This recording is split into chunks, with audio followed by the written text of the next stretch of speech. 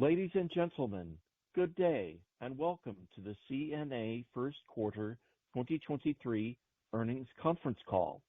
All participants will be in listen-only mode. Should you need assistance, please signal a conference specialist by pressing star, then 0 on your telephone keypad. If you would like to ask a question at the conclusion of prepared remarks, you may press star, then 1 on your telephone keypad. To withdraw your question, please press star then 2. Please note this event is being recorded. I would now like to turn the call over to Ralitza Todorova, Assistant Vice President, Investor Relations, for opening remarks and introductions of today's speakers. Please go ahead. Thank you, Andrew.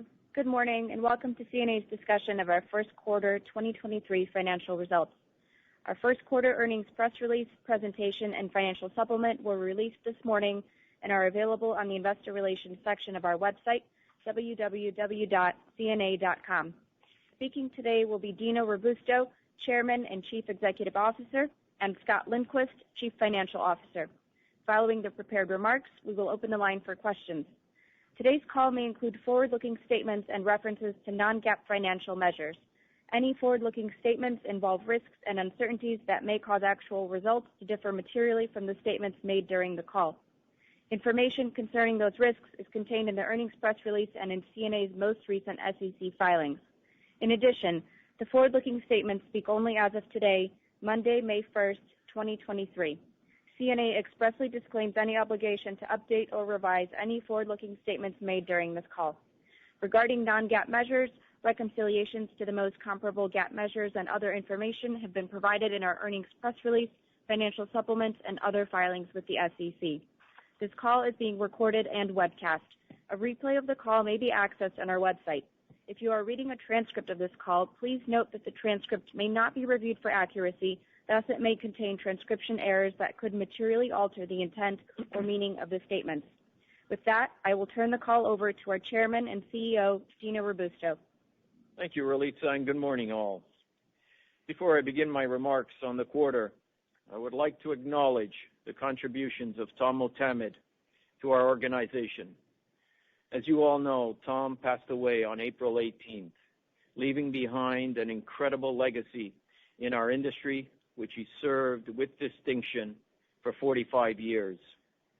Tom was truly an insurance man through and through, climbing the ranks at Chubb for over 30 years, and then joining CNA as Chairman and CEO in 2009. His myriad contributions and effective leadership helped define CNA's capabilities and reputation.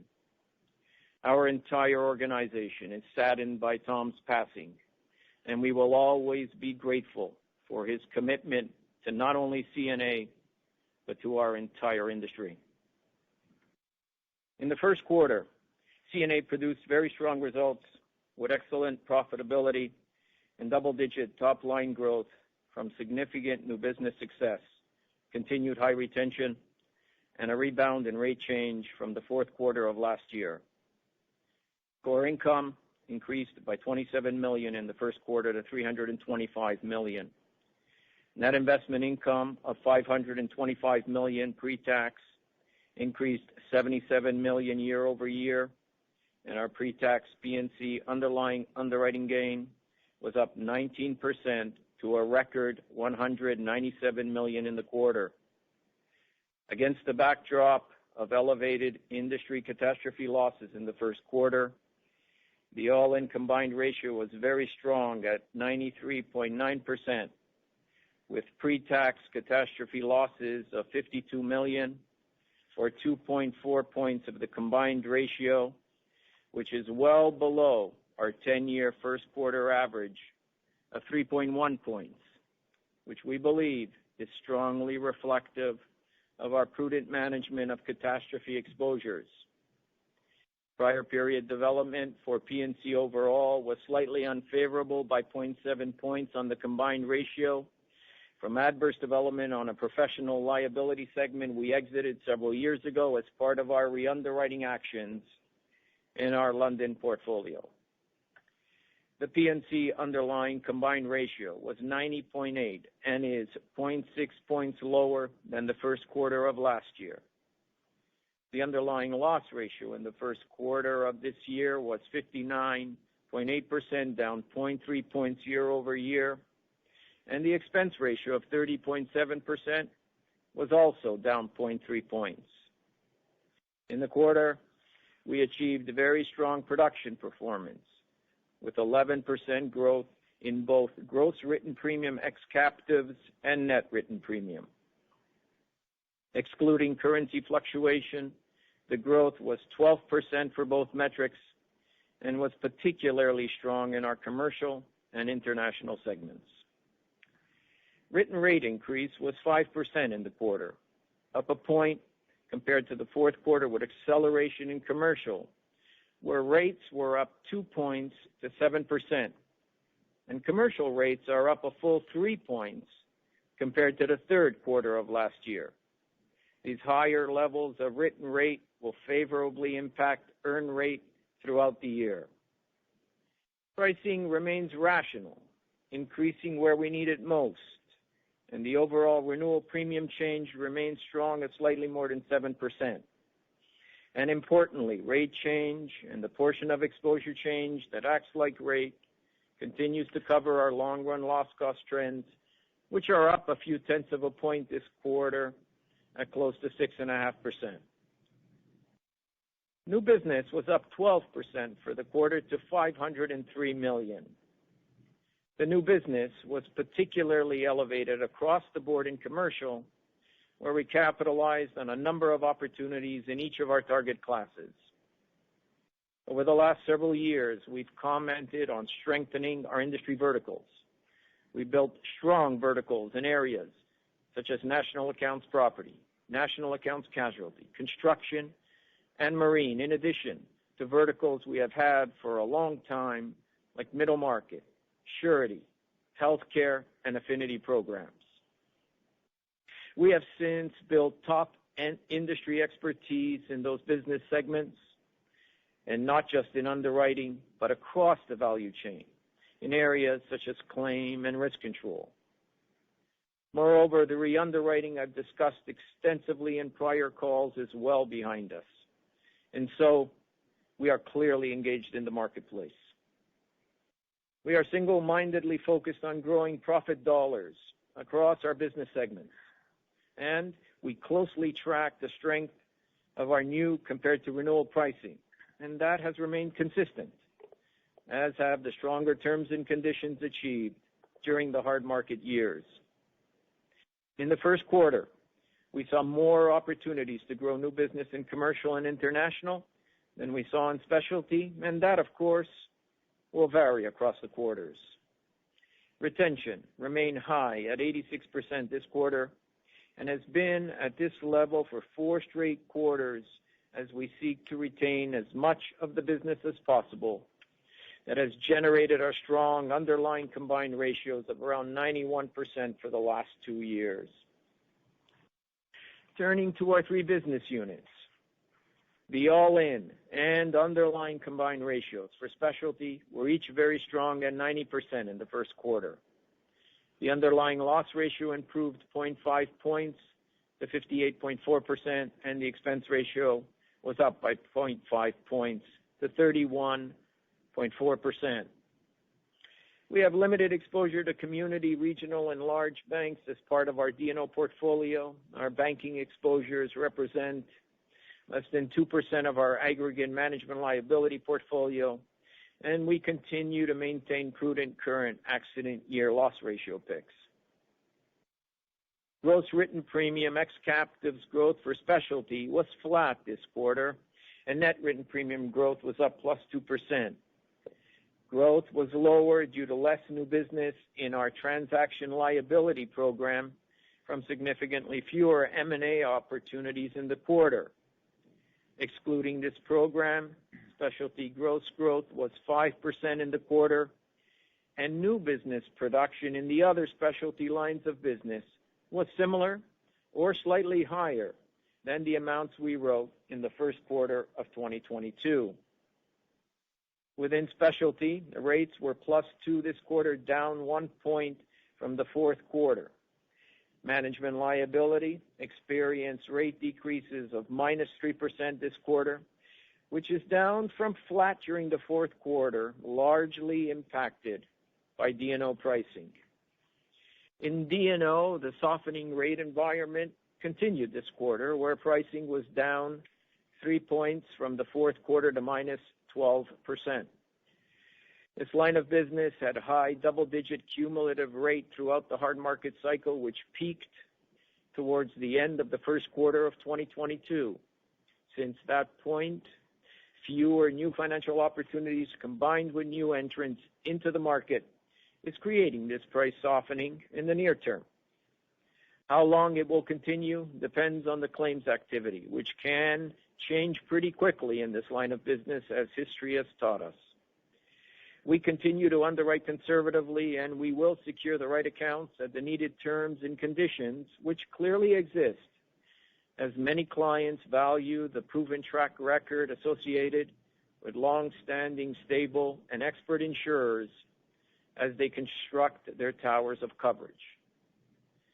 Retention remains very strong at 88% for the third straight quarter, with all products and specialty achieving high retention levels. Turning to commercial, the all-in combined ratio was 96%, which includes 4.2 points of cat loss in the first quarter.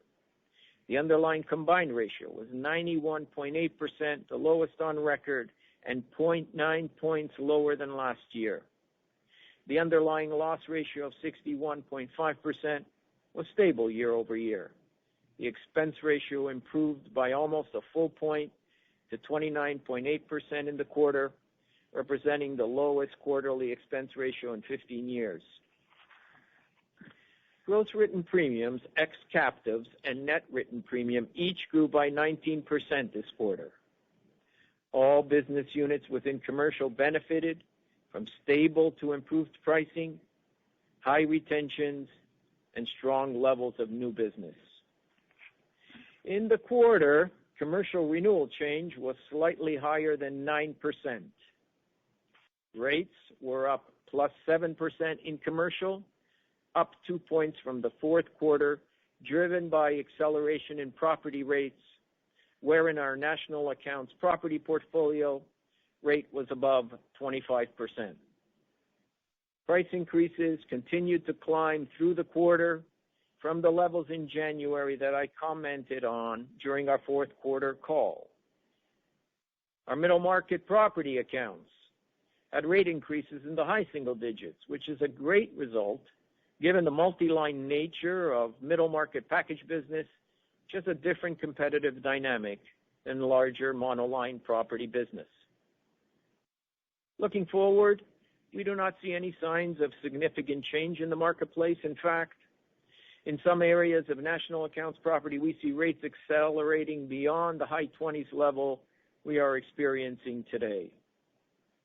Outside of rate, we continue to capitalize on improved terms and conditions, which, as we described to you last quarter, have a significant positive impact on controlling our catastrophe exposure. We also remain extremely focused on securing appropriate insurance to value during these inflationary times, and valuation increases in national accounts property were high single digit in the first quarter. As you know, our major property reinsurance treaties renew on June 1. Although still a little early, our sentiment remains in line with what we said in the fourth quarter. We have had good results in our property business, which has also benefited our reinsurers, and the first quarter of this year reveals again our prudent management of cat, and we expect all of that to help us at renewal. We expect to maintain a strong program in line with what we've had over the last several years, and while we anticipate securing the program at higher prices, we nonetheless expect pricing to reflect our strong performance and underwriting expertise. Outside of property, commercial auto rates also improved by more than a point in the first quarter to slightly above 9%, and were even higher in the month of March. Excess casualty rates were mid-single digits, and renewal premium change was over 8% for the quarter, keeping pace with long-run loss cost trend in this line. And rates moved higher throughout the quarter, and that trend continued in April, which is encouraging, as it is needed in light of the impact industry nuclear verdicts have on this line. As we have highlighted in the past, we also have brought down our limits profile over the last several years in response to the social inflationary pressure, and that has benefited the performance of this portfolio as well. Primarily general liability, renewal premium change was mid-single digit in the quarter and also moved higher in April. Work comp pricing continued to be slightly negative. And in the quarter, overall commercial pricing, excluding work comp, rates were up 9%, and renewal premium change was up 11%, which continues to be well above our long-run loss cost trends.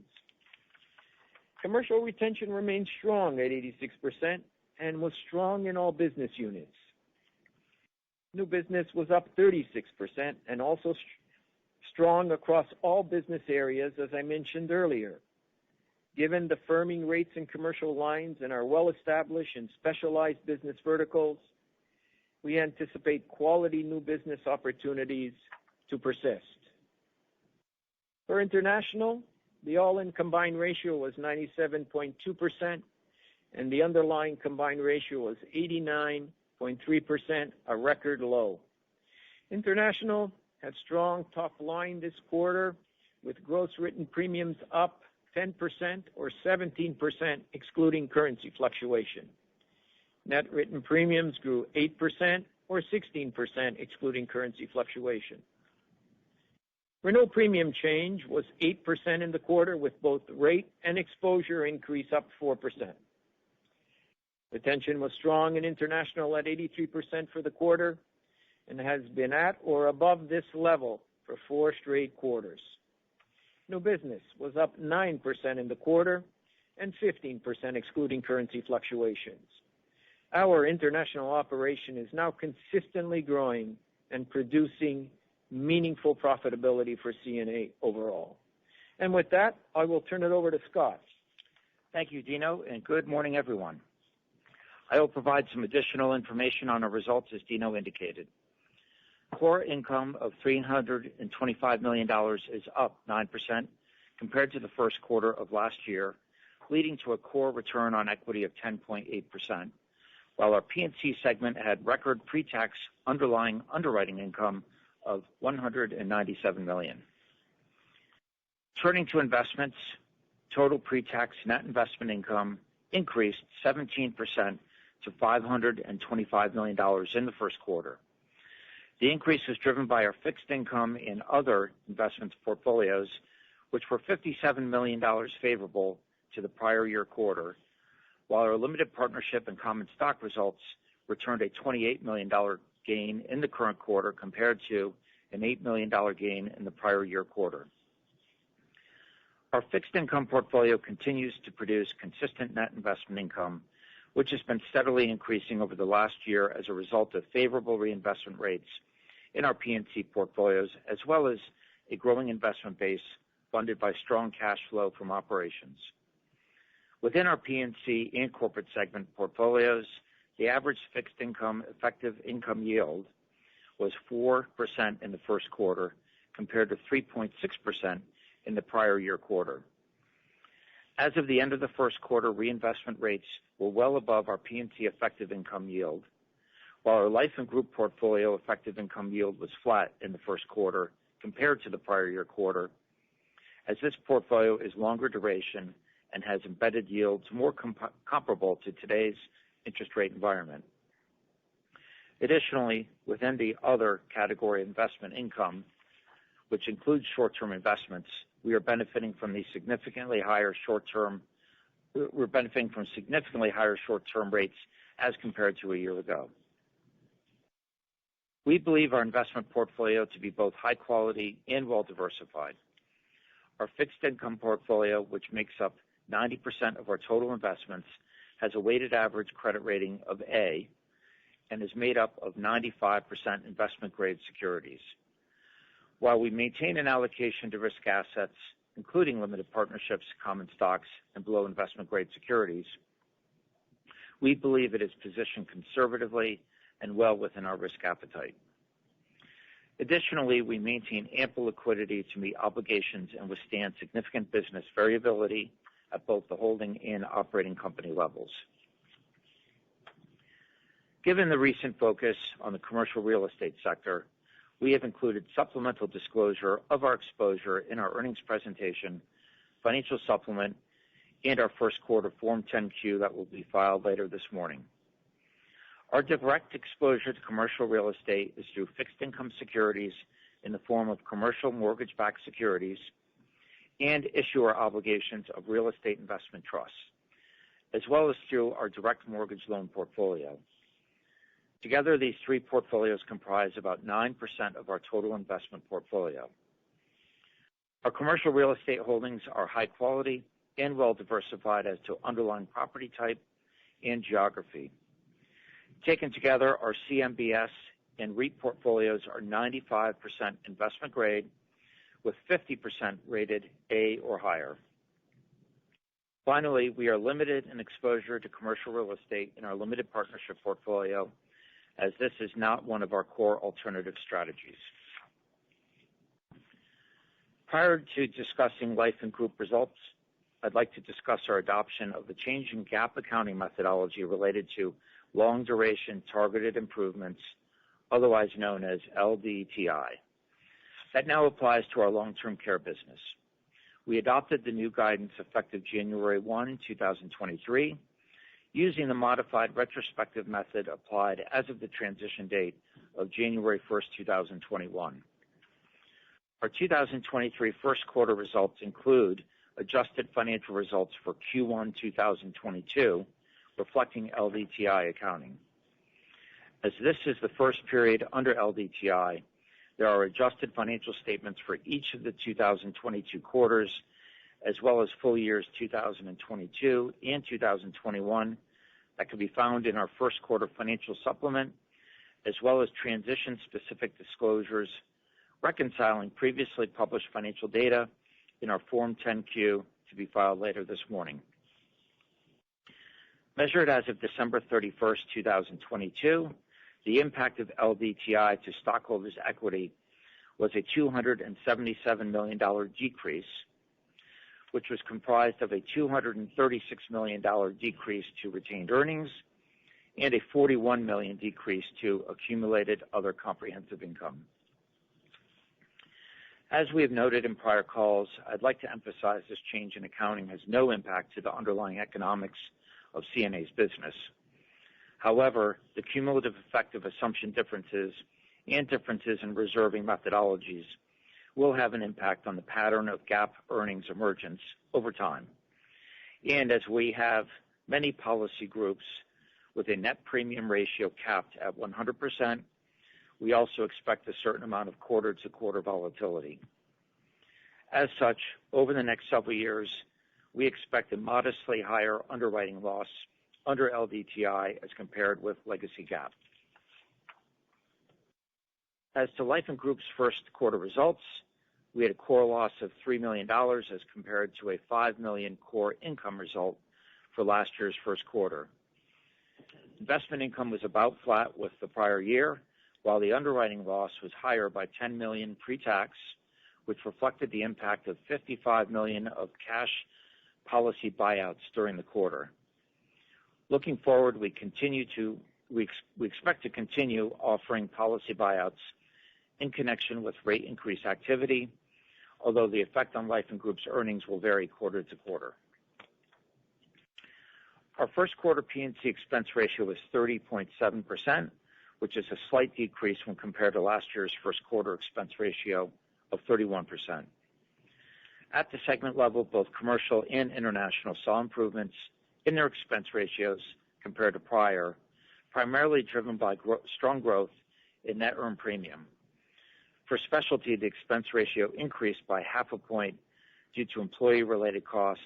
That includes higher legacy pension plan expense. As I've noted in prior calls, there will be a certain amount of variability quarter to quarter, and we do expect a somewhat higher expense ratio in the second quarter as employee compensation market adjustments take effect. However, we continue to believe an expense ratio of 31% is a reasonable run rate for 2023. As Dino noted earlier, P&C net prior period development impact on the combined ratio was 0.7 points unfavorable in the current quarter, which is coming out of our international segment, while specialty and commercial were both flat. The P&C paid to incurred ratio was 0.81 in the first quarter. This is down slightly from the fourth quarter and consistent with the first quarter of 2022. The ratio, which fluctuates quarter to quarter, has been consistently lower over the past 3 years. Our corporate segment produced a core loss of $18 million in the first quarter compared to a $28 million loss in Q1 2022. As we have noted in prior calls, we perform our annual review of asbestos and environmental reserves during the fourth quarter and all other corporate segment reserves, including legacy mass tort exposures, during the second quarter. At quarter end, our balance sheet continues to be very solid, with stockholders' equity excluding AOCI of $12 billion or $44.21 per share, which is an increase of 2% from year-end 2022, adjusting for dividends. Stockholders' equity, including AOCI, was $8.7 billion or $32 per share, and reflects our investment portfolio moving into less of a net unrealized loss position during the quarter, partially offset by an LDTI adjustment on reserves for future policy benefits. We continue to maintain a conservative capital structure with a leverage ratio of 19%, excluding AOCI, and our capital remains strong. Cash flow from operations was $436 million for the first quarter, which is down from $645 million for last year's first quarter. The decrease is primarily attributable to lower distributions from limited partnership investments and, to a lesser extent, higher long-term care policy buyouts I noted a moment ago. Otherwise, cash flow from P&C underwriting activities and fixed income investments remains very strong, reflecting continued excellent underwriting and fixed income results, respectively. Turning to taxes, the effective tax rate on core income was 20% for the first quarter. As I noted in our last earnings call, we expect a similar effective tax rate for 2023, with a certain amount of variability quarter to quarter. Finally, we are pleased to announce a regular quarterly dividend of 42 cents per share to be paid on June 1st, 2023, to shareholders of record on May 15th, 2023. And with that, I will turn it back to Dino. Thanks, Scott. To recap, we had an excellent start to the year with strong top and bottom line performance. Pricing resiliency persists, evidenced by the rebound in several lines of business in the quarter, which I believe reflects a broader awareness that rate increases need to continue to compound for longer, given the compounding effects of inflationary pressures on loss cost trends. And the pricing environment should in turn allow us to maintain strong retention levels. We are well positioned to continue to secure high quality new business in our target areas. And on the investment side, the improved fixed income yields will continue to be a tailwind. And with that, we will be happy to take your questions. We will now begin the question and answer session. To ask a question, you may press star then one on your telephone keypad. If you're using a speakerphone, please pick up your handset before pressing the keys. If at any time your question has been addressed and you'd like to withdraw your question, please press star then two. Again, it is star then one to ask a question.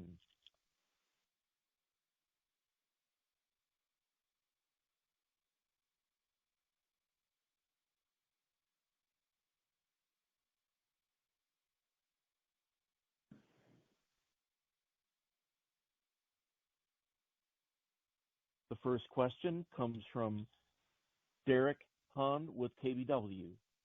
Please go ahead. Good morning. Thank you. So my first question is on reserve development. You had an absence of reserve releases in the specialty and commercial segments. Could you talk about what's kind of driving that, where the offsets are on the adverse front? Sure. Thanks, Derek. It's Scott here. So that's right. Development was flat for both specialty and commercial for the quarter. Just a little bit more color on specialty. We had unfavorable claim settlements in older accident years in our runoff healthcare portfolio, but were offset by favorable reserve development in other parts of our special portfolio, thus resulting in the flat result. And then as far as commercial, just some puts and takes there. Again, it's consistent with prior years, relatively flat this quarter. Got it. That's helpful. And then my second question was on cat losses. You said that first quarter was running maybe 70 bips below the historical pace. Can you just talk about maybe the guidance or 2023 outlook in terms of cat losses for the year? No, Derek, it's Dino. We don't give out guidance, but I just wanted to highlight our conservative and prudent management, and that's why I referenced the 10-year sort of looking at backwards, but we don't give guidance on cat. Okay, that makes sense. And then my last question, just on the pricing environment, D&O pricing worsened 3 points sequentially quarter over quarter. But is there any change in the bank D&O pricing? Just kind of curious about the impacts of the banking fallout. I mean, when you look at it in the fourth quarter, was negative, and then when you started to see some of the news, that started to change in the first quarter and then started to stabilize sort of closer to flat. Got it. That's helpful. Thank you very much. Welcome. Again, if you have a question, please press star then one on a touch-tone phone.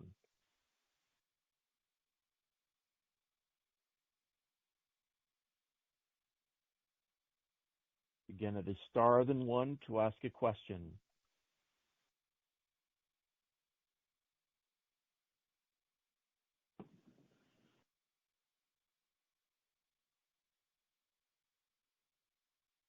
This concludes our question and answer session.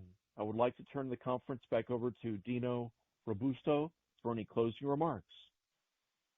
Okay, thank you everyone for joining us, and we look forward to telling you about the results for the second quarter next quarter. So thank you.